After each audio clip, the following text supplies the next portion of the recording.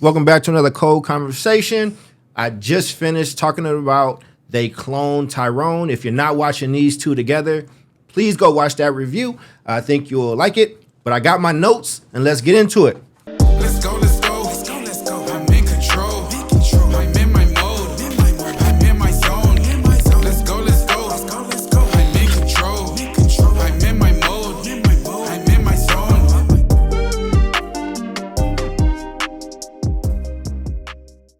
This one is a quick movie review on Oppenheimer. And just like in Tyrone, I will not be spoiling it, but here are the 5 things that I loved about this movie.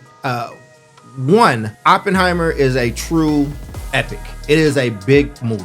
It is huge. It is the thing that movies are made of. It is 3 hours and 9 seconds long.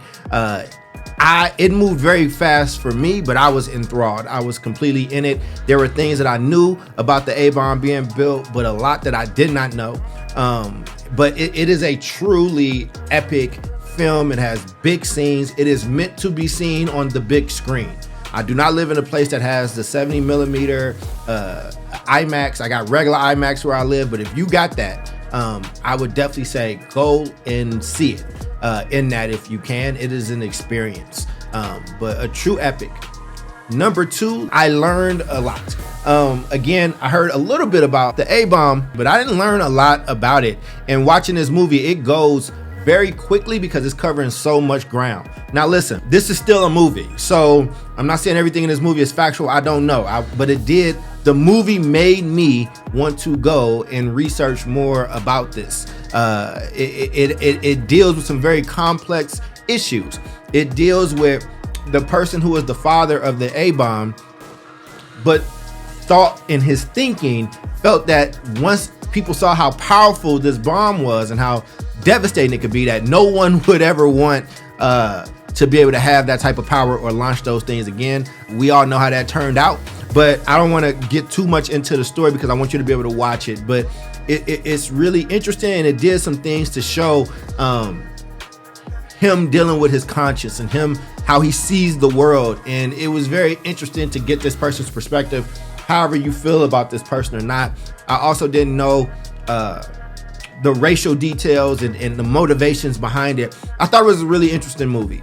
And I appreciate when I can learn something while being entertained. Number 3, my notes just say Christopher Nolan, man, with exclamation marks. Chris Nolan is an artist. You got to pronounce the T in artist with this guy, man. Like, I appreciate and respect somebody that goes for it.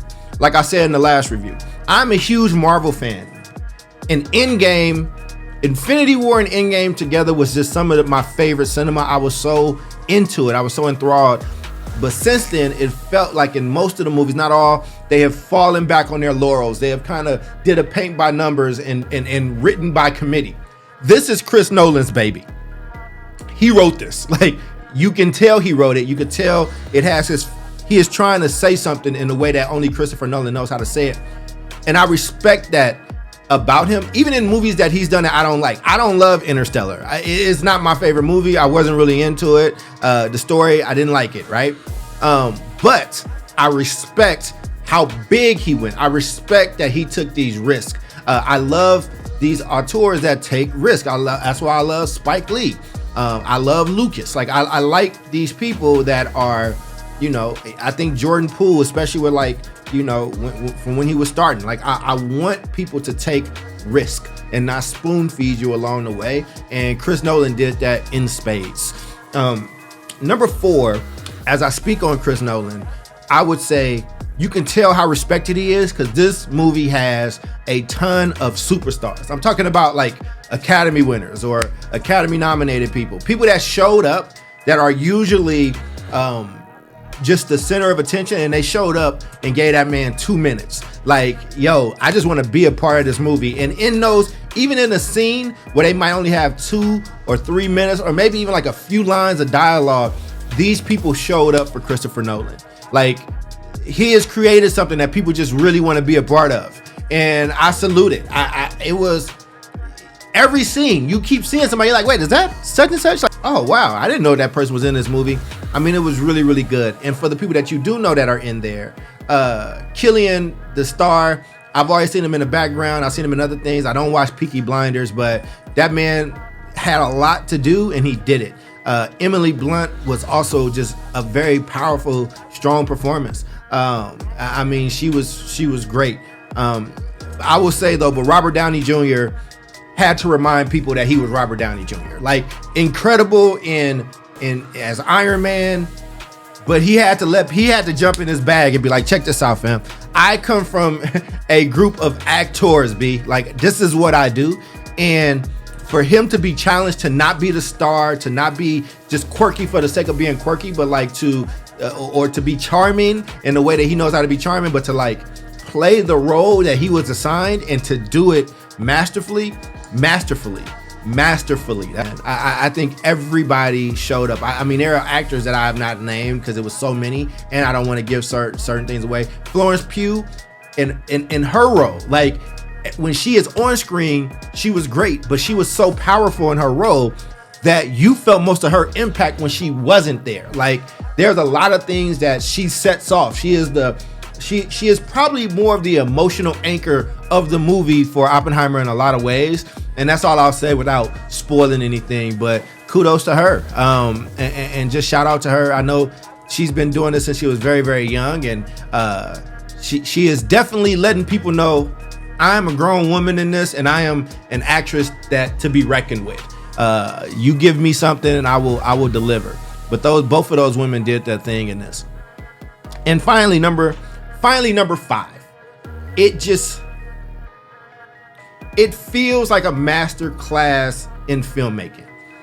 It is something that students will probably be assigned to watch for decades and decades to come. It is really watching somebody at their best. It is watching Michael Jordan in The Last Dance, where you are seeing his dedication. It is watching Kobe Bryant when he had his show Detailed, and you're seeing just how good he is at like understanding this game and that is what this feels like. It feels like that. It feels like, you know, like if you had a chance to have dinner with Spike Lee, but he is really showing you the ins and outs and the whys and hows of how he does things. Like, I felt privileged to be able to watch it. Now, I'm sure there'll be controversy around the movie because of the topic. It is a very sensitive topic. It is very, very sensitive because a lot of people died. From this bomb. And so, you know, I'm not here to cape for that movie. I'm not here to cape for the historical aspects of it or who's represented and who's not. But just from strictly a film watching standpoint and telling a very complicated story with nuance, I enjoyed it. And between this and They Cloned Tyrone, I had a really good time watching movies over the last few days when a lot of things have been duds. There's been a lot of stuff that had been pumped up and it just didn't live up to the mark. But I got to watch 2 movies from people that just love making movies. It did not feel like a studio was given a bunch of notes, or it was written by a committee, or they were looking at statistics or trends and trying to fit those. And it was just very, very refreshing.